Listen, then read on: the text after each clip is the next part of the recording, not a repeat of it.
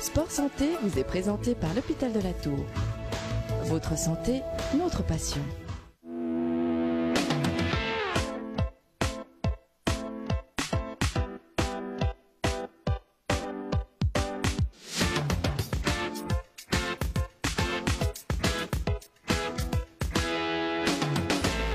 Salut à tous, bienvenue, merci d'être avec nous dans ce nouveau magazine Sport Santé. On revient aujourd'hui, si vous le voulez bien, sur les Jeux Olympiques avec des explications du psychologue du sport Alexandre Etter qui revient pour commencer sur les avantages, vous allez le voir, d'organiser les Jeux Olympiques à domicile. On s'en rappelle avec notamment une équipe brillante de Grande-Bretagne. On écoute.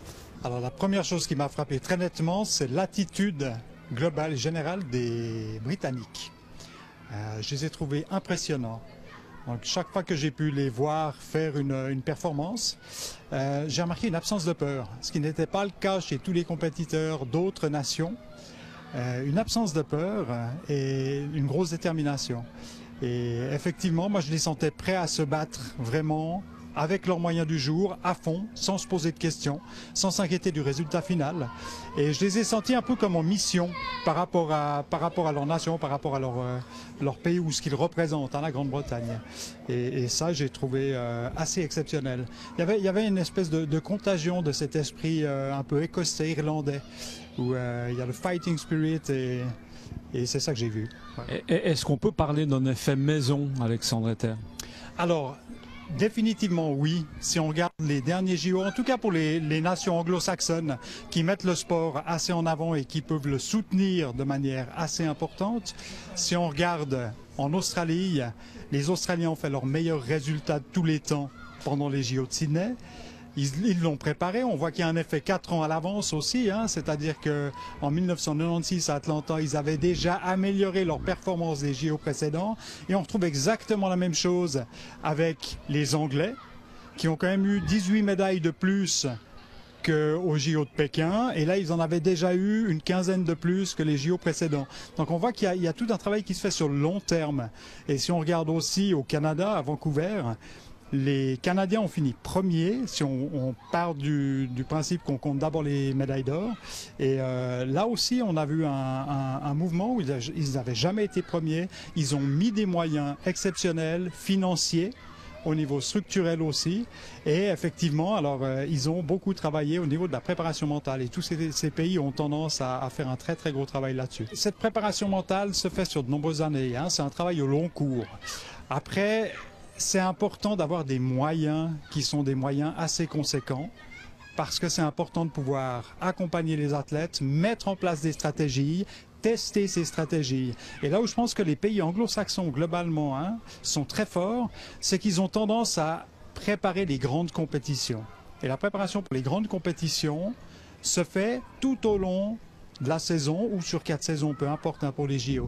Mais ça veut dire quoi? Ça veut dire que d'abord, on met en place des techniques et des stratégies, on y réfléchit bien, on les entraîne et on les teste en compétition. Ce qui veut dire que la plupart des compétitions qui sont considérées comme des compétitions importantes par beaucoup d'autres pays sont en fait des compétitions tests pour eux.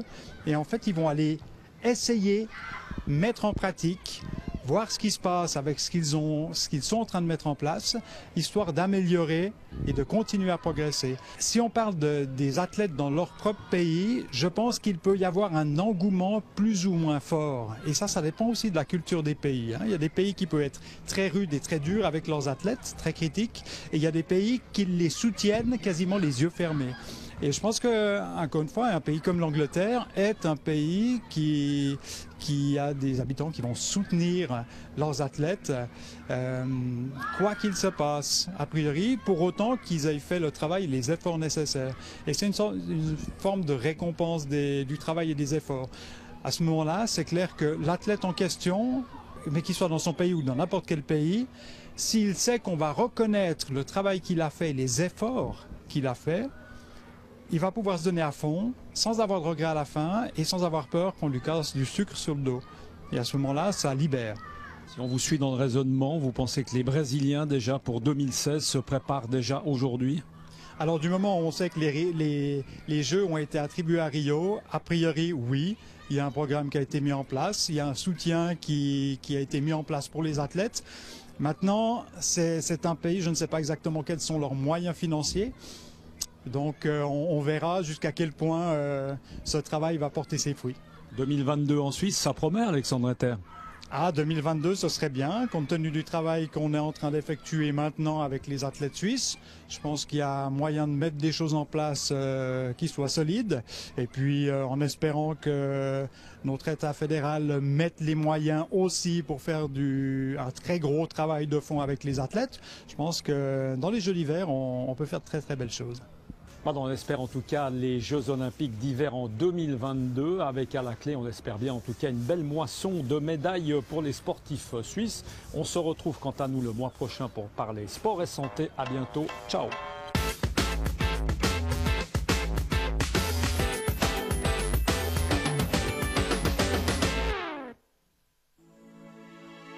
Sport Santé vous a été présenté par l'Hôpital de la Tour.